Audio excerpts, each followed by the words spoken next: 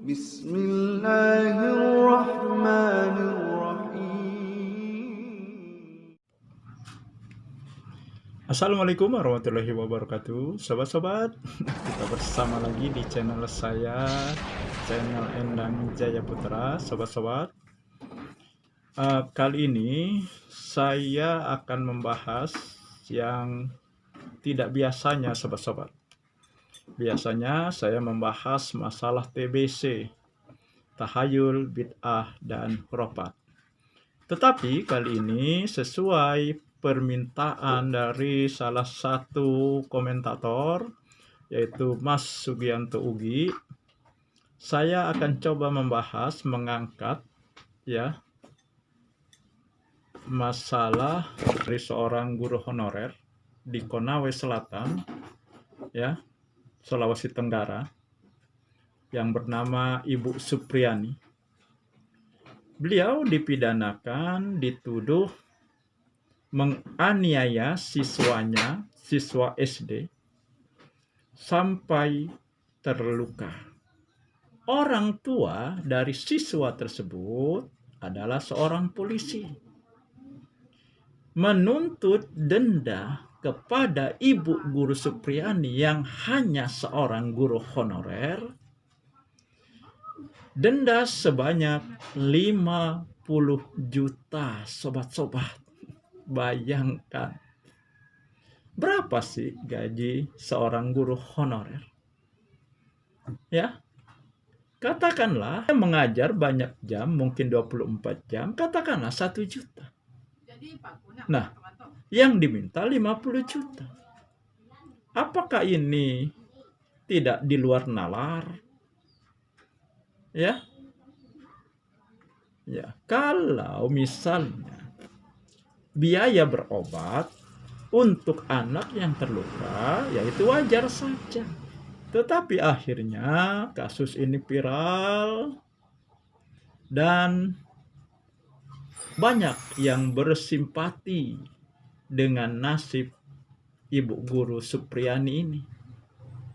Bahkan pengurus PGRI turun tangan. Ya, PGRI, Persatuan Guru Republik Indonesia, turun tangan. Ya, membela Ibu Guru Supriani. Dan pada akhirnya Ibu Guru Supriani yang sempat ditahan selama 1 minggu, akhirnya penahanannya ditangguhkan, sobat-sobat.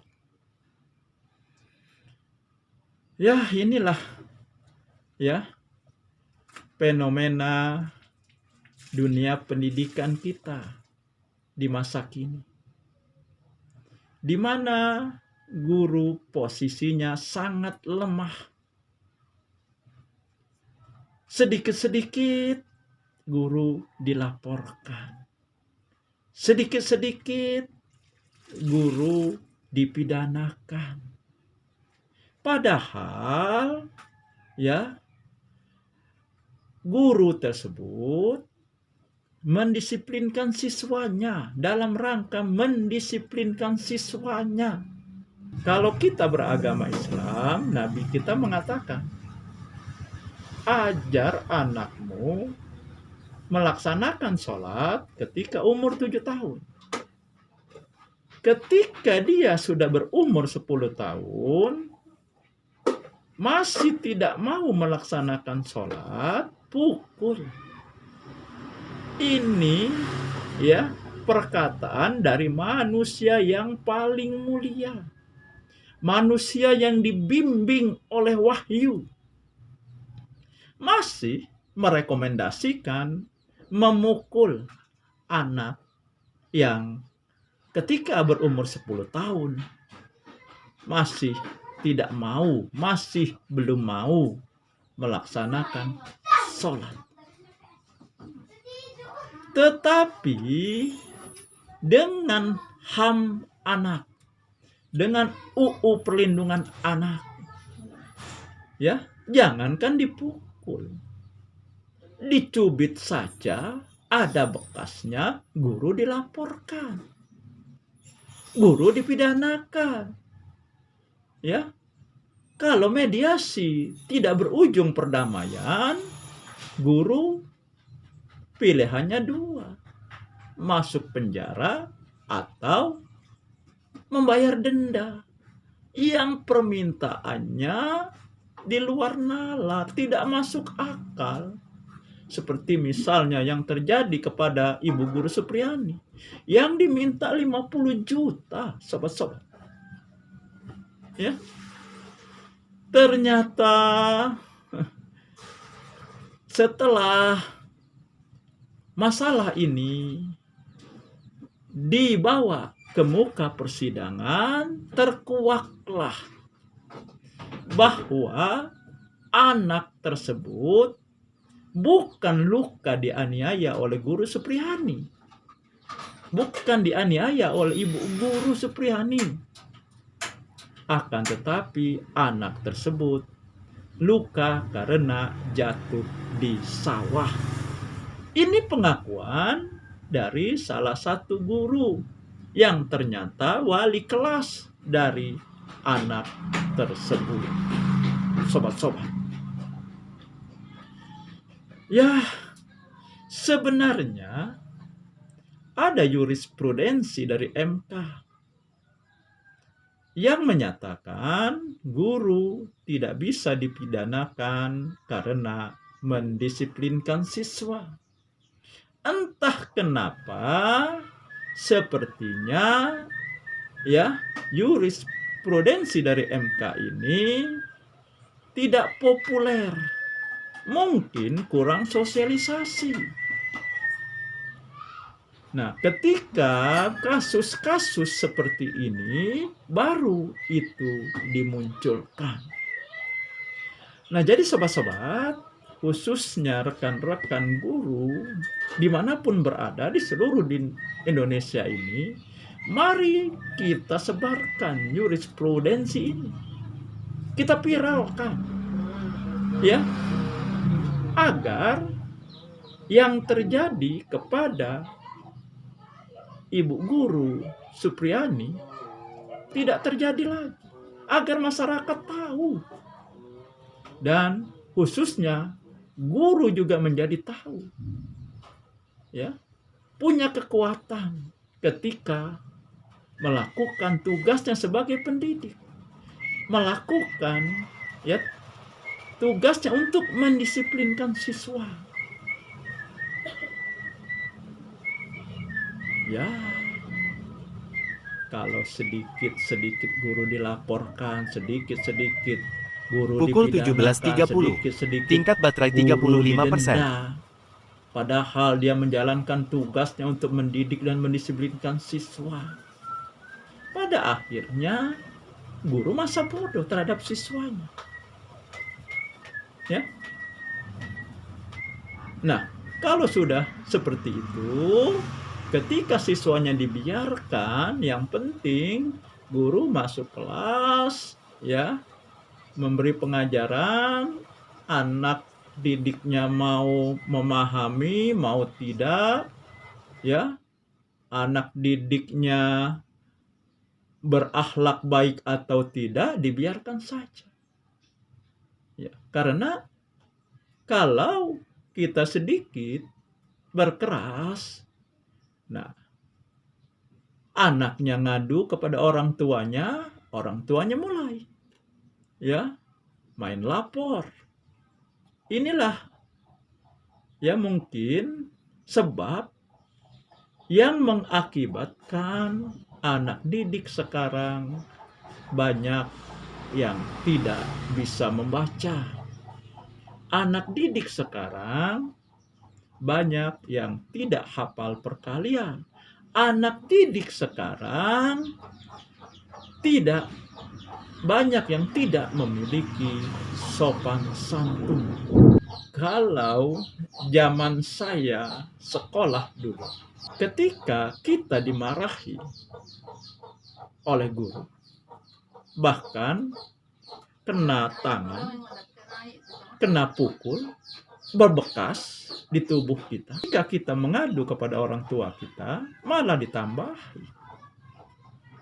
Ya, tapi sekarang ketika anaknya mengadu, wah, seolah-olah ini kesempatan untuk memberi pelajaran kepada guru. Cobalah para orang tua, para wali murid berpikir, berapa banyak anak para wali dan orang tua? Ya, sekarang punya anak 5, 4 itu sudah banyak. Tetapi kebanyakan sekarang ini sepertinya ya wali murid, orang tua paling banyak anaknya 3 atau 2 kebanyakan. Nah, 2 anak atau 3 anak saja kan sudah sulit. Bagaimana mendidiknya? Cobalah bapak dan ibu, para orang tua, para wali murid, ketika mengajari anaknya di rumah, bukankah orang tua, para wali murid, ya, cepat tersulut emosi ketika anaknya tidak bisa ya menyelesaikan pelajarannya. Ketika kita bimbing, kita ajari, tidak bisa-bisa. Bukankah akan tersulut emosinya? Sedangkan guru menghadapi bukan hanya 2, 3, 5 anak, 10 anak, tetapi ya puluhan, bahkan ratusan anak-anak yang dihadapi. Tentu saja dengan tingkah pola sifat yang berbeda-beda. Bisa dibayangkan bagaimana beban psikologi dari seorang guru. Ya. Apalagi seorang guru honorer. Berapa sih gaji guru honorer? Ya. Ya, kalau mau dibandingkan tidak seimbang. Ada yang nyambi sambil ngojek, sambil mengerjakan pekerjaan yang lain. Karena anak selalu dibela, akhirnya anak tersebut menjadi keras kepala, susah diatur. Kalau sudah seperti ini, siapa yang rugi? Ya tentu saja anak itu sendiri dan orang tuanya. Maka pernah tuh di media sosial ya ada yang membuat semacam spanduk yang tulisannya, bagi orang tua atau wali murid yang anaknya yang tidak terima anaknya dimarahi karena ya melanggar disiplin atau diberi sanksi, silahkan ya ajar anak Anda sendiri. Ya, sobat-sobat, tetapi apapun peristiwa yang terjadi, ya, katakanlah musibah, selalu ada hikmah yang bisa diambil. Begitu juga dengan kasus Ibu Guru Supriani yang dipidanakan, yang diminta denda 50 juta. Ya, hikmahnya banyak yang bersimpati kepada beliau. Banyak yang tahu bagaimana nasib beliau. Dan sekarang beliau menempuh tes P3K. Ya, kita doakan saja. Mudah-mudahan beliau lulus. Dan ya, saya yakin Ibu Supriani dalam menempuh tes P3K ini diberi tentunya kemudahan-kemudahan. Saya kira itu saja sobat-sobat yang ingin saya sampaikan. Ya, sebagai rasa simpati saya atau simpati kita kepada Guru Supriani. Akan tetapi maaf kepada Mas ya, saudara Sugianto Ugi. Ya, dalam komennya beberapa waktu yang lalu kan menyarankan membuatkan donasi untuk Ibu Guru Supriyani. Namun saya ini belum tahu ya bagaimana caranya ya membuat donasi. Saya sempat sih membaca-baca bagaimana membuat donasi, tetapi sepertinya ya akan lebih baik kalau di antara sobat-sobat yang bisa memberikan saran ya atau memberikan petunjuk bagaimana membuatkan donasi, bagaimana caranya ya. Nah, insya Allah di konten berikutnya saya akan sertakan donasi tersebut, sobat-sobat. Saya kira itu saja ya. Nasru minallahi wa fatun qarib. Wassalamualaikum warahmatullahi wabarakatuh.